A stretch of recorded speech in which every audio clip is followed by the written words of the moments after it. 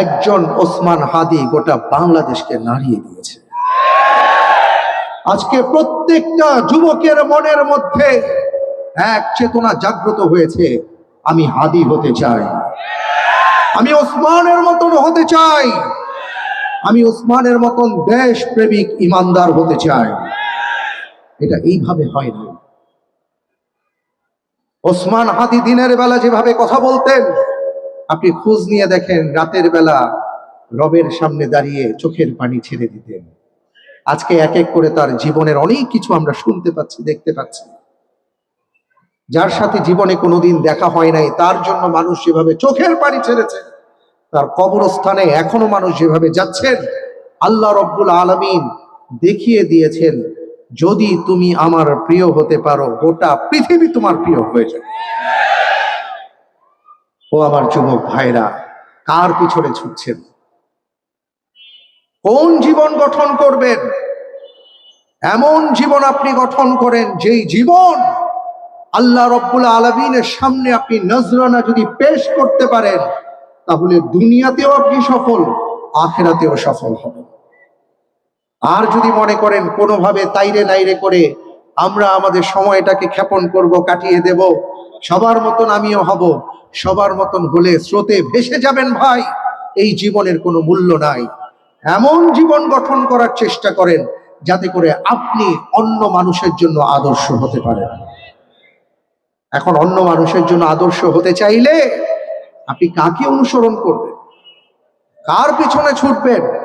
পৃথিবীর মধ্যে এমন কোন মানুষটা আছেন যার জীবনের যেই কোনো জায়গায় আপনি তাকালে দেখবেন সেই জায়গাটাই সফল ছিল? আপনার জীবনের সূচনা থেকে সমাপ্তি পর্যন্ত পৃথিবীর বুকে একজন মানুষকে এমন পাবেন, জীবনের যে কোনো জায়গায় আপনি যদি টাচ করেন, আপনি যদি চিন্তা করেন এই জায়গাটা কে সফল ছিলেন, একটা আওয়াজই আসবে, তিনি হলেন মুহাম্মদ রাসূলুল্লাহ সাল্লাল্লাহু আলাইহি ওয়াসাল্লাম। আল্লাহ রাব্বুল আলামিন এইভাবে তাকে সার্টিফাইড করেন নাই। পবিত্র কোরআনুল কারীমের মধ্যে রাব্বুল আলামিন বলেছেন, লাকাদ কানা লাকুম ফি রাসূলিল্লাহি উসওয়াতুন হাসানাহ লিমান কানা ইয়ারজুল্লাহ ওয়াল ইয়াউমাল আখির ওয়া যাকারাল্লাহ কাসীরা। আপনি যে অনুকরণ করবেন, অনুসরণ করবেন, কাকে করবেন? এমন একজন মানুষকে করবেন যার জীবনটা আল্লাহর কাছে প্রিয় ছিল, যার জীবনের প্রত্যেকটা মুহূর্ত সফল ছিল, যার জীবনের যেখানেই আপনি তাকাবেন সেখানেই আপনি সফলতা পাবেন। আমাদের জীবনটাকে যদি আমরা এমন ভাবে চিন্তা করি যে আপনি প্রতিদিন বাড়ি থেকে বের হওয়ার সময় আপনি লক্ষ্য করে থাকবেন, বের হওয়ার সময় আপনি আয়নার সামনে দাঁড়ান, আয়নার সামনে দাঁড়িয়ে নিজেকে পরিপাটি করেন, ঠিক না ভাই? যে আমার যেই টুপিটা আছে ঠিক আছে কিনা, চুলগুলো ঠিক আছে কিনা, চেহারাটা ঠিক আছে কিনা, জামা ঠিক আছে কিনা, এটা দেখেন আপনি আয়নার সামনে দাঁড়িয়ে। আপনার চরিত্রের আয়না কি? আপনার চরিত্রের আয়না কে? আপনার চরিত্রের আয়না কি? আপনার চরিত্রের আয়না হলো মুহাম্মদুর রাসূলুল্লাহ সাল্লাল্লাহু আলাইহি ওয়াসাল্লাম। আপনি আপনার জীবন পরিচালনার ক্ষেত্রে আপনি জিজ্ঞেস করবেন, আমার নবীজি এই ক্ষেত্রে কি করেছেন, আমার নবীজি এই ক্ষেত্রে কি বলেছেন, আমার নবী কি করতেন, আমার নবী কি বলতেন, আমার নবীর আচরণ কেমন ছিল। যদি সেটাকে আপনি অনুসরণ করতে পারেন, আপনার চরিত্র মাধুর্যকে যদি আপনি উন্নীত করতে চান, আপনার চরিত্রকে যে আয়নার সামনে দাঁড় করাতে হবে, তিনি হলেন সর্বকালের সর্বশ্রেষ্ঠ মহামানব মুহাম্মদ রাসূলুল্লাহ সাল্লাল্লাহু আলাইহি ওয়াসাল্লাম। আর এই উদ্দেশ্যেই সিরাতুন নবী সাল্লাল্লাহু আলাইহি ওয়াসাল্লামের আয়োজন। আজকে আমরা মুসলমান হয়ে ভাবি না, বড় আফসোস লাগে, বড় কষ্ট লাগে। অনেক সময় দেখি এমন অনেক তথাকথিত প্রগতিশীল নামধারী ব্যক্তিরা আছেন যারা নিজেদেরকে অনেক যোগ্য মনে করেন, যারা নিজেদেরকে অনেক শিক্ষিত মনে করেন, কিন্তু এমন এমন জায়গায় তারা ধরা খেয়ে বসে আছেন, তাদেরকে দেখলে মনে হয় আহারে, এরা যদি নবীজি সাল্লাল্লাহু আলাইহি ওয়াসাল্লামের জীবন আদর্শ জানতো, জীবনী পড়তো, অনুসরণ করতে পারতো, তাহলে তাদের এই অবস্থা হতো না। ১৫০০ বছর আগে যাকে মক্কার মুশরিকরা আবুল হাইকাম বলেছিল, আল্লাহর নবী সাল্লাল্লাহু আলাইহি ওয়াসাল্লাম তাকে আবু জাহাল বলেছিলেন, তাকে মূর্খের বাপ বলেছিলেন, চরম মূর্খ বলেছিলেন। কেন? কারণ তার জ্ঞান ছিল, সেই জ্ঞানটাকে যেখানে কাজে লাগাবার দরকার ছিল সেখানে সে কাজে লাগায়নি। তার মেধা ছিল, তার মনন ছিল, কিন্তু সেটাকে সে ভালো হাতে ব্যয় করেনি। সম্মানিত ভাইরা আমার, এই কথাগুলো এই জন্য বলছি, আজকে আপনি আমি অনেকের মতাদর্শ অনুসরণ করবার চেষ্টা করি, অনেকের মতবাদ চিন্তা করার চেষ্টা করি। অনেককে দেখবেন কার্ল মার্কসের কথা বলতে লজ্জাবোধ করে না, লেনিনের কথা বলতে লজ্জাবোধ করে না, অমুকের কথা বলতে লজ্জাবোধ করে না, অমুকের মতবাদ প্রচার প্রসার করতে লজ্জাবোধ করে না, কিন্তু তার লজ্জা হয় সর্বকালের সর্বশ্রেষ্ঠ মহামানব মুহাম্মদ রাসূলুল্লাহ সাল্লাল্লাহু আলাইহি ওয়াসাল্লামের কথা বলতে। অথচ আপনারা জানেন, গোটা পৃথিবীতে সর্বশ্রেষ্ঠ 100 মানুষের যে তালিকা করা হয়েছিল, সেই তালিকার মধ্যে যিনি তালিকাটা করেছিলেন তিনি বলতে বাধ্য হয়েছেন যে আমি অনেক চেষ্টা করার পরেও দেখেছি পৃথিবীর সর্বকালের সর্বশ্রেষ্ঠ মানুষ তো তিনি হলেন মুহাম্মদ রাসূলুল্লাহ সাল্লাল্লাহু আলাইহি ওয়াসাল্লাম। যেই জিনিসটা আমরা বুঝি নাই সেটা বুঝেছেন ভারতের মারোয়ারির রাজীব শর্মা। 2016 সালে সর্বপ্রথম মারোয়ারি ভাষায় পবিত্র কোরআনের অনুবাদ করা হয়। সেই অনুবাদ করেছিলেন যিনি, তার নাম হলো রাজীব শর্মা। তিনি মুসলিম ছিলেন না। তো সংবাদ সম্মেলনে তাকে জিজ্ঞেস করা হয়েছিল, কিভাবে আপনি অনুবাদ করলেন? তিনি বললেন, যখন আমার অনুবাদের দায়িত্ব পড়ে আজ থেকে 10 বছর আগে, অর্থাৎ 2016 উনি অনুবাদ শেষ করেছেন। 10 বছর আগে যদি আমরা চলে যাই 2006 সাল, তো 2006 সালে তাকে অনুবাদের দায়িত্ব দেওয়া হয়েছে। কেন আপনি 10 বছর লাগালেন? তিনি বললেন, আমি যখন কোরআন পড়লাম, উনি আরবি বুঝতেন, তো উনি বললেন যে আমি যখন কোরআন পড়লাম, অনুবাদ লিখতে বসলাম, এখন দেখি যে অনেক আয়াতের অনুবাদ করতে পারছি না, কারণ আমি বুঝতে পারছি না অনুবাদটা কি হবে। তখন আমি এক কাজ করলাম, সেটা হলো যার উপর কোরআন নাজিল হয়েছে আমি তার জীবনী পড়লাম, তার জীবনীটা খুব ভালো করে পড়লাম, ভালোভাবে বুঝে শুনে পড়লাম। এরপরে যখন অনুবাদ শুরু করলাম, তরতর করে অনুবাদ করলাম। সুবহানাল্লাহ। তাকে জিজ্ঞেস করা হলো যে মুসলিম উম্মার ব্যাপারে আপনার কোনো বক্তব্য আছে কিনা? তিনি বললেন, হ্যাঁ, আমি আমার মুসলিম উম্মার ভাইদেরকে একটা কথা বলতে চাই, সেটা হলো যদি আপনারা কোরআন বুঝতে চান তাহলে যার উপর কোরআন নাজিল হয়েছে মুহাম্মদ রাসূলুল্লাহ সাল্লাল্লাহু আলাইহি ওয়াসাল্লামের জীবন আদর্শ পড়ুন। যদি আপনি কোরআন বুঝতে চান তাহলে আল্লাহর নবী জীবনী পড়ুন।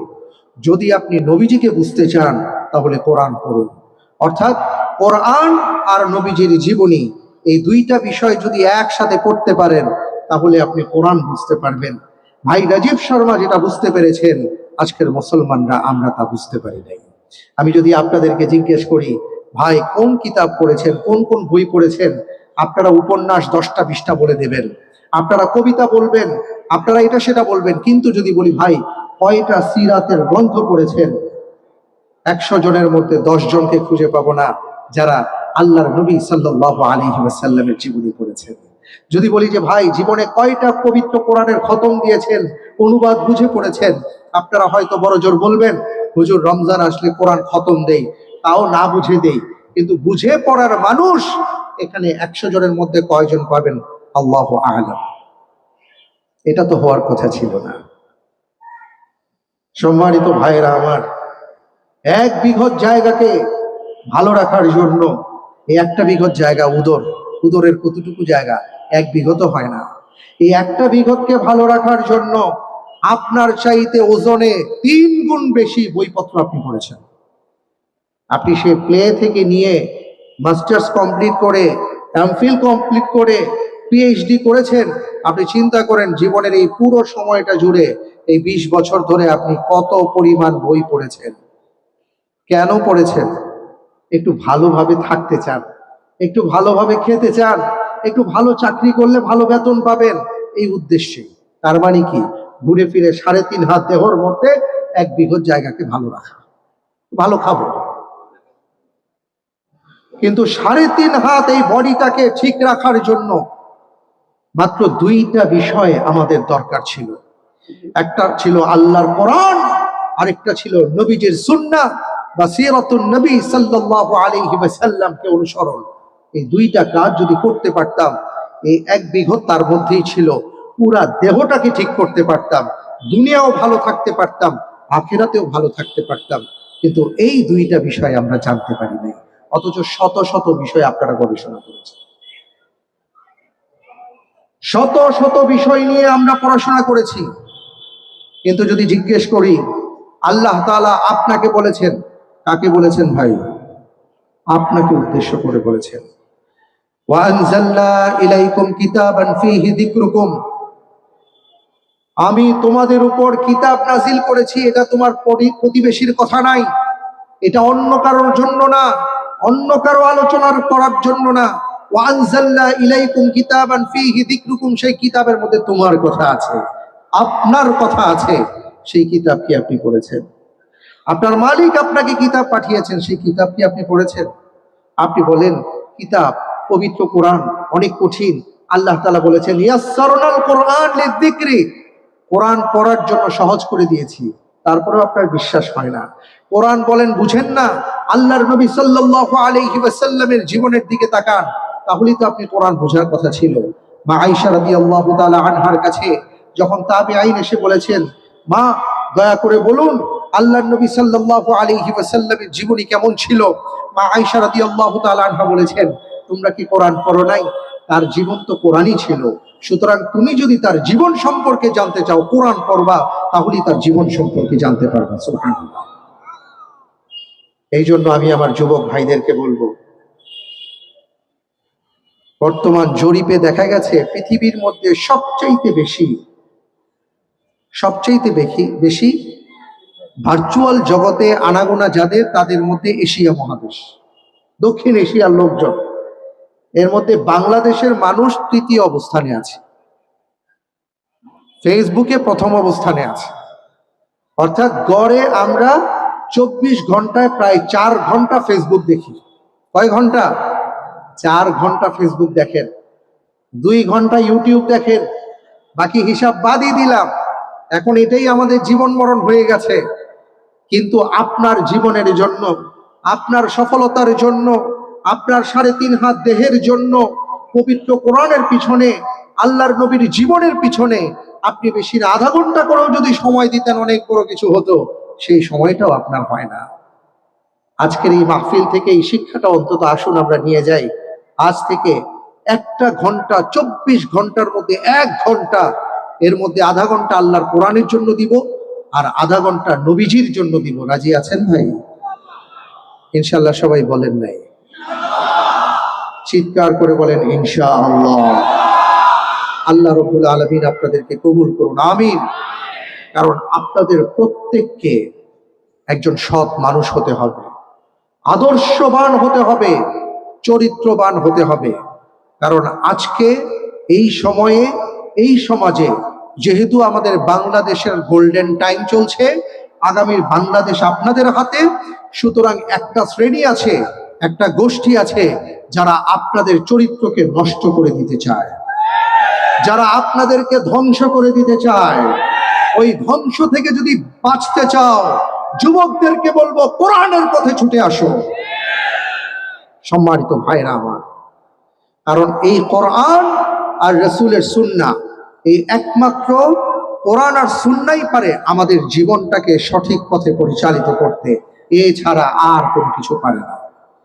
পৃথিবীতে অনেকে আমরা বলি সর্বশ্রেষ্ঠ দিন আমরা পেয়েছি। না ভাই, সর্বশ্রেষ্ঠ কেন বলবো? একমাত্র দিন পেয়েছি।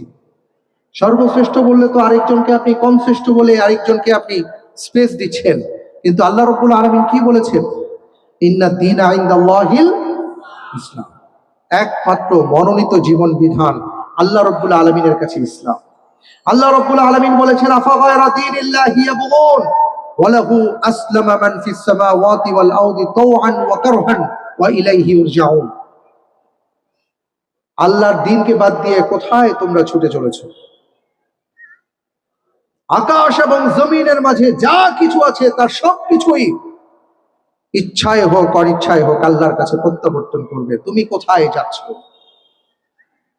আমি আমার ভাইদেরকে, আমার বোনদেরকে হাত জোর করে বলবো, জীবনে যদি সফলতা পেতে চান, জীবনে যদি সুখ পেতে চান, শান্তি পেতে চান, দুনিয়া এবং আখিরাতটাকে যদি সুন্দর করতে চান, তাহলে কোরআন এবং সুন্নাহর বাইরে আর কোথাও কিছু পাবেন না। সুতরাং আজকে থেকে কোরআন এবং সুন্নাহর পেছনে সময় ব্যয় করার চেষ্টা করেন।